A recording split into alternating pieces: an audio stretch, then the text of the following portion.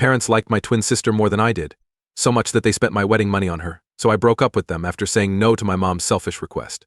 23F I have a twin sister called Allison, and I don't get along with her. I don't even talk to her, or my parents very often. Even though they've been mean to me in the past, we used to get along, but I haven't talked to them in 2 years. They hadn't bothered to get in touch with me either until lately. I'm 12 minutes younger than Allison, so she's naturally the cool kid. This was their plan from the start. They only wanted one child. They didn't have the money to raise two. It was too late when they found out it was twins. And my mom didn't want to take any risks. I learned about this from my drunk uncle at a Thanksgiving party when I was in high school. That was pretty much the last day I tried to convince my parents. They did what made the most sense for them. At the time they loved only one of their 2 children. That was Allison, not me. From the time we were kids, Allison and I had a huge sibling feud. I would try to do more than she could to impress our parents. But the more I did well, the more they seemed to dislike me for doing better than their golden child. To be honest, Allison didn't want to compete with me. Her only goal was to feel good about herself. Even though she said she was worried about the feud, her main skill was tricking people. She was very good at making people think she was hurt when I did better than her. Some of her friends even told her nice things about me to make her feel better while supporting her feelings. Lastly, the competition gave me good grades and a number of side achievements that showed I was better than everyone else. At the same time, Allison got my parents' attention, support, and pity. I was always the bad guy, which made her feel like she wasn't good enough. If I could go back and change anything about my life, I would. But I wish I had bragged about my success more to her at the time. We turned 21 2 years ago. Both of us had finished. She went to a regular college, and I went to one of the best business schools in the state. I was the top student in my class and got a scholarship, which helped my parents save a lot of money on my schooling. I really thought my parents would be proud of me, even if you thought I was crazy. They weren't. Instead, they only talked about Allison and her problems. Allison barely had enough money to live on, so she looked for work but kept getting turned down. On the other hand, I was already an intern for a company and worked from home. Even though I did well, my parents didn't stop to tell me how proud they were of me. Instead, they were worried about what would happen to Allison. It didn't surprise me. Instead, it made me sad. I didn't tell anyone how I felt because I still lived with my parents and hadn't saved enough money to move out. However, I couldn't after our 21st birthday. I thought they would do something important for us. But I found out the day before our party that everyone had left me home by myself.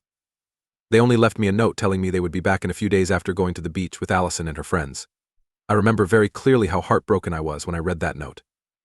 Allison and her friends went to the beach with them, but all I got was a birthday card and a $50 gift card. There were many unfair things about my life, but this was the last straw. I chose to leave that day and never look back because it was so disappointing and cruel. Until I could find and pay for my own place, I had some friends who were willing to let me stay with them. The company where I was working was likely to hire me full-time after the internship was over, so it wouldn't take long.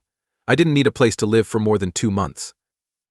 I packed up my things and moved in with a friend without telling my parents or sister. Since then, I haven't looked back. They didn't want me to come back because they missed me too much. They called me on my birthday, which was the day after I moved out, but they weren't happy for me. They told me to call a plumber to fix the tap and said they'd be back soon. I told them I had moved out and was no longer living at home. Hoped that by giving them this information they would respond. But it didn't work out that way. My parents seemed fine with it, and Allison didn't mind either. That was it. That was the last time I had a real talk with my family. I haven't seen or heard from them since then. That's about it. Sometimes my friends would talk about Allison, which kept me up to date on her life. They didn't know anything about my dad or me. I worked hard for 2 years and now I have my own place. Not even close to a house. The flat is beautiful and in a great area. The rent is fair for how much I make, which is great because most people my age haven't been able to do this as quickly. I'm happy with how my life has turned out and have tried my best not to think about my family.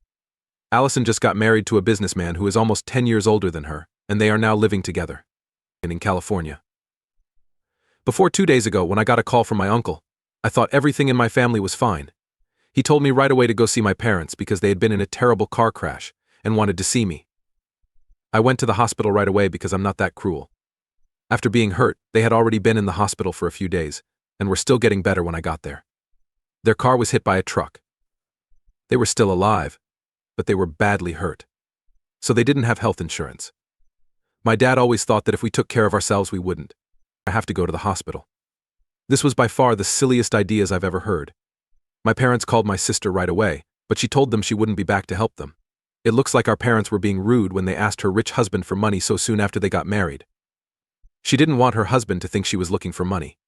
She didn't want to go back either because she couldn't leave her house and 2 children that weren't even hers. They were the children of her husband from a past marriage.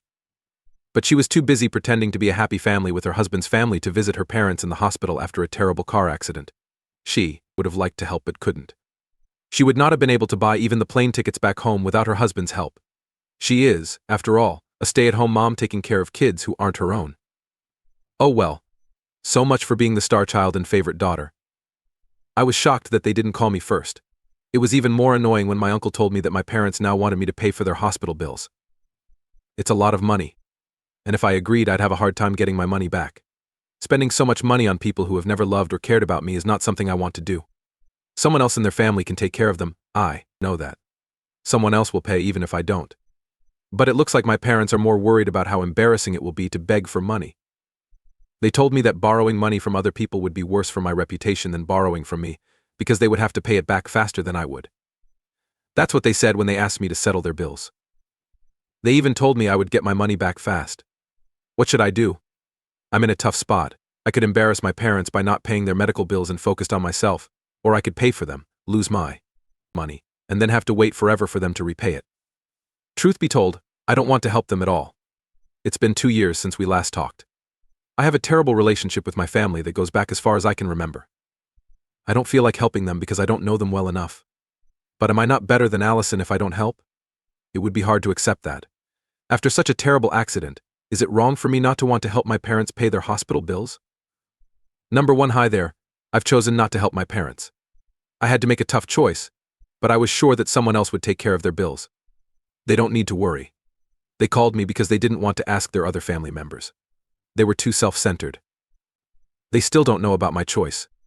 You don't want to help your parents pay their medical bills after such a terrible accident. How do you tell your family that? I met them almost 5 days ago. I realized I was still fighting with Allison in my mind after reading the comments. Because she didn't help our parents, I felt like I had to show that I was the better daughter or something. Perhaps I'll never be able to get rid of my need to win.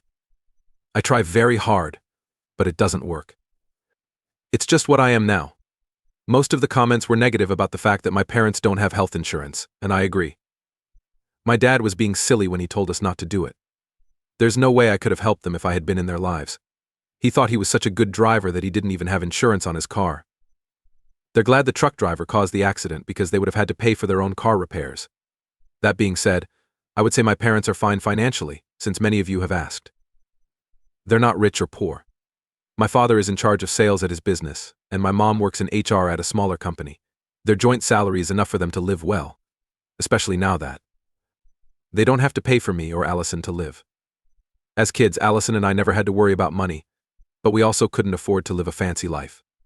The people in my family and I were from the middle class.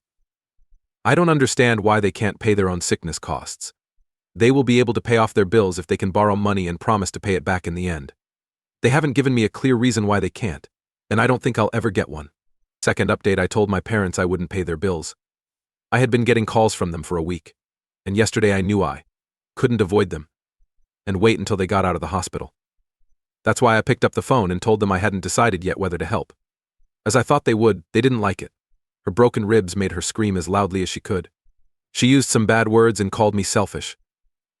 The other person, my father, just told me I wasn't his daughter and hung up when my mother was done yelling. Doesn't hurt like I thought it would.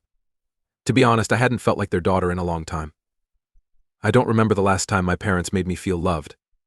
I had not talked to them in 2 years because they didn't want to talk to me after they ignored me on a big birthday.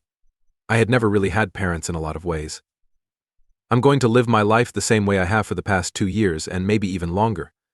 Despite what my folks expect, this choice doesn't have much of an effect on me. I felt bad that after I talked to my parents, my uncle called to talk to me again. I hung up after a short time because I also didn't want this from him. What they think about me is up to them. It's no longer important. After a while, my uncle texted me to say that my parents might still ask other family members for money. He also said that my parents had chosen to use the money they had saved for my and Allison's wedding. More than half of it was already spent on Allison's wedding, and the rest was wasted on a trip to Europe. That's why they didn't have much saved and couldn't pay their hospital bills. The puzzle is now solved. Even though my uncle told me all of this to make me feel bad, All I felt was relief that I hadn't wasted my money on their treats. Their carelessness caused them to waste their own money, which wasn't my fault. It wasn't my fault that they didn't have insurance because they had the wrong ideas. They could ask family for money or go to hell, but I wasn't going to help them. They had no right to anything from me anymore, not even my time or money. Third, update. Hey, I need to talk about something strange that happened today. Most of the people I know have only known me for a short time, so I haven't been able to tell them what's been going on. This is the only place I have because I don't want to tell these people anything about my family background. I haven't talked to my parents in about 2 weeks. She came to my room a few hours ago, in the evening. I was shocked when she showed up out of the blue. I didn't think she would know where I lived. It seems that one of our high school friends told her about the area where I lived, so she went out and asked people to find me. To meet me, of all people, she has to go through all that trouble. She didn't look or act at all like she did before. Between high school and now, she speaks much more formally and with more sophistication than she did before. Now she acts and sounds more like a lady. Her jewelry and dress sense have changed, and her makeup looks more put together. I didn't even feel like I was talking to Allison. One thing hasn't changed, though she's still the same person. It looks like you can't put makeup on your heart and tell people to call it Mrs. Davis like she did to herself. Her thoughts and attitude have not changed at all. I opened the door for her when she knocked. I was surprised to see her, but I was also curious about why she had come by. I chose to listen to her. During our small talk about her life, she told me about everything she had been doing and how great it was to be a stay-at-home mom to 2 kids and married to a rich man. I politely nodded my head during her presentation. She told me she only had to worry about her nails and went on to tell me to do the same, telling me that being a traditional mother wasn't liked enough. I couldn't wait for her to stop talking about unimportant things and get to the point. After talking about her life for about 15 minutes, she finally told us why she was here. It looks like she went back to see our parents because they begged her to after the accident. They didn't need her money. They just needed her to be there for them. Following 2 weeks, she chose to come back. While she was here, she planned to visit me so that we could finally put the past behind us. So far, so good. But then she started to complain. She told her new family that our parents were too needy and rude to them. She talked and talked about how she had to leave her 2 babies with their nanny just to go see them. She said she hated our parents because they made her pick between them and her own kids. I'll never understand why she keeps calling them her kids when it's clear they aren't hers. These kids belong to her husband from a past marriage. She told me a lot about her marriage and partner, even though I hadn't asked. From what I had learned, Allison's husband probably only married her to improve his chances of getting at least some custody of his kids, which he did. But she thought he liked her or something. He had been fighting over custody for a long time, and since he worked full-time as a businessman, he didn't have time for his kids. It was being used against him by his ex-wife. He then said he was engaged and was going to get married as soon as the divorce was over. This made things more likely to go his way. I heard Allison brag about how she saved those kids as she told me all of this. It sounds like her husband had lied to her. After less than a year together, it was clear that he wasn't in love with her when he asked her to marry him. It's not that easy to fall in love, especially after a breakup. But Allison didn't seem to know anything about it. Or maybe she did know he didn't love her but was willing to ignore it because he had a lot of money. She seemed happy being a fancy nanny to her husband's kids. She was also mad at our parents for wanting her to be with them after they had been through a terrible event.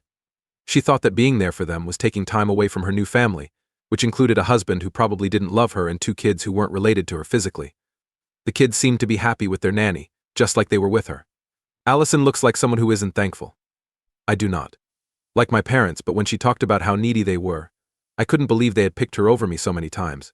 She finally got to the point of her visit and told me she was leaving in 2 days. She had told her parents that she would stay for at least a month, but now she said she was sick of hearing them talk about the tragedy and how terrible it was for the 10th time. She said she had to get back home soon. What is her answer? She asked me to make things right with our parents and stand in for her. She didn't want to feel bad about leaving them when they needed her. She didn't know they cut me off again because I wouldn't help them pay their bills. They probably didn't tell Allison because they don't talk or think about me. She came here to get help. She told me she felt bad that she had to deal with our parents and leave her family.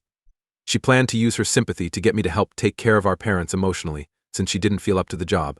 Allison was trying to trick me, but I'd seen how she does it too many times to fall for it. I didn't want to tell her how I really felt while she was in my house because I knew it would cause a fight. I told her I would try, but I know I won't.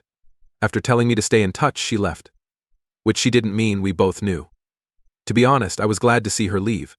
Not only is she mean and self-centered, but it's also very dull to talk to her.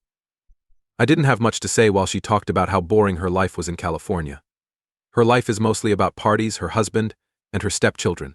She thinks she's living a dream, but I thought it was sad. It's clear that her husband doesn't love her, and her kids already spend half of their time with their mom. Of course, they'll grow up to like their real mother more than Allison. From what I've heard, they probably already do. It's okay though, because she picked that life.